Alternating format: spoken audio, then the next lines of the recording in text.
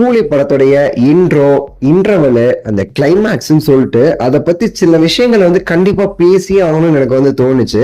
அதுக்குதான் இந்த வீடியோ நான் எதுவும் பெருசா ரிவியல் பண்ண போறது கிடையாது. ஆனா நீங்க கடைசி வரை பாருங்களேன், நான் என்ன சொல்ல வரேங்கிறது உங்களுக்கு புரியும். நான் என்ன சொல்ல வரேன்னா, அதை பத்தி நான் பேசணும், ஆனா பார்க்காதவங்களை வந்து டிஸ்டர்ப் பண்ணிடவும் கூடாது. என்ன மாதிரி பண்ணிருக்கிறாருங்க அவரு. அதான் எனக்கு வந்து ஆக்சுவலா லாஸ்ட் படம் பாத்தீங்கன்னா வேட்டையன்ல வந்து அந்த படத்தை வந்து பொறுத்த வரைக்கும் சூப்பர் ஸ்டாரோட மாசும் இருக்கணும், சேமஸ் படத்துடைய கதைங்கிறது வந்து ஒரு இன்வெஸ்டிகேஷன் த்ரில்லர், அதுக்கேற்ற மாதிரி போகணும், ரொம்ப மாசா போயிடக்கூடாதுன்னு சொல்லிட்டு அந்த டேரக்டர் வந்து ரஜினி சாருக்கு ஒரு இன்ட்ரோ வச்சிருப்பாரு வேட்டையன்ல.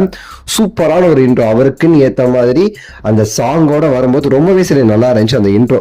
ஆனா ஜெயிலர்ல வந்து நம்ம வந்து இன்ட்ரோங்கிறது பெருசா கிடையாது, உங்களுக்கு தெரியும். ஜெயிலர் இன்ட்ரோங்கிறது அவ்வளவு ஸ்பெஷலா இருக்காது, சாதாரண ஒரு இன்ட்ரோ தான் கொடுத்துருப்பாங்க. லாஸ்ட் ஒரு ரீசன்ட் படங்கள்ல பேட்ட படத்தோட இன்ட்ரோ எனக்கு ரொம்ப ரொம்ப பிடிக்கும், தலைவரோட என்ட்ரி. அதுக்கப்புறம் வந்து பெருசா என்ன எதுவும் வந்து இம்ப்ரெஸ் பண்ணல. ஆனா இந்த படத்துல லோகேஷ் அவர்கள் வந்து சம்பவம் பண்ணியிருக்கிறாரு.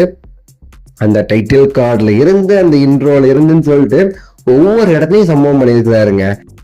இன்ட்ரோ மட்டும் இல்ல, ஆல்ரெடி நான் சொன்ன மாதிரி இன்டர்வல் சீன் ஆகட்டும், அந்த இன்டர்வல் சீன் இருக்குது பாருங்க.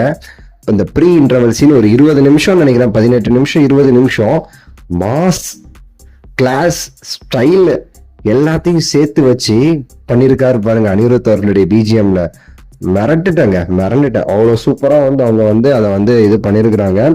ரொம்பவே சரிங்க. இது வந்து 1000 கோடி எடுத்து வைக்கணும் கரெக்டா எனக்கு தெரிஞ்சு. அந்த அளவுக்கு வந்து ஒரு தரமான ஒரு சம்பவங்களை வந்து இவங்க எல்லாம் சேர்ந்து வந்து கொடுத்திருந்தாங்க. எதையுமே வாயிலேருந்து உளறிடக்கூடாது, ஏன்னா பார்க்காதவங்களுடைய அந்த இது நமக்கு வந்து தெரியும், அவங்கள வந்து நம்ம வந்து இது பண்ணிடக்கூடாது. ஆக்சுவலா மெயின் விஷயம் அப்படிங்கிறது இந்த இன்டர்வல் சீன் தான். மிரட்டிட்டாங்க. கிளைமேக்ஸுமே சரிங்க, கிளைமேக்ஸுமே ரொம்பவே சரி தரமா இருந்துச்சு. அதுக்கேற்ற ஒரு கிளைமேக்ஸ். நம்ம தமிழ் சினிமாவுடைய அந்த ஃபர்ஸ்ட் ஹாஃப் நல்லா இருக்கும், செகண்ட் ஹாஃப் ஒரு மாதிரி இருக்கும், கிளைமேக்ஸ் வந்து சொல்லுவாங்க. அதெல்லாம் தாண்டி இந்த படத்துடைய கிளைமேக்ஸ் எப்படி ஜெயிலர்ல வந்து கிளைமேக்ஸ் வந்து ஒரு படத்துக்கே மிகப்பெரிய ஒரு வெயிட்டா அமைஞ்சிச்சு, அதே மாதிரி இந்த கிளைமேக்ஸுங்கிறதுமே சரி ஒரு சூப்பரா வந்து அவங்க வந்து பண்ணியிருந்தாங்க. ரொம்பவே சரி சந்தோஷமா இருந்துச்சு. பிளாஷ்பேக் சீன் ஆகட்டும் எல்லாமே சரிங்க.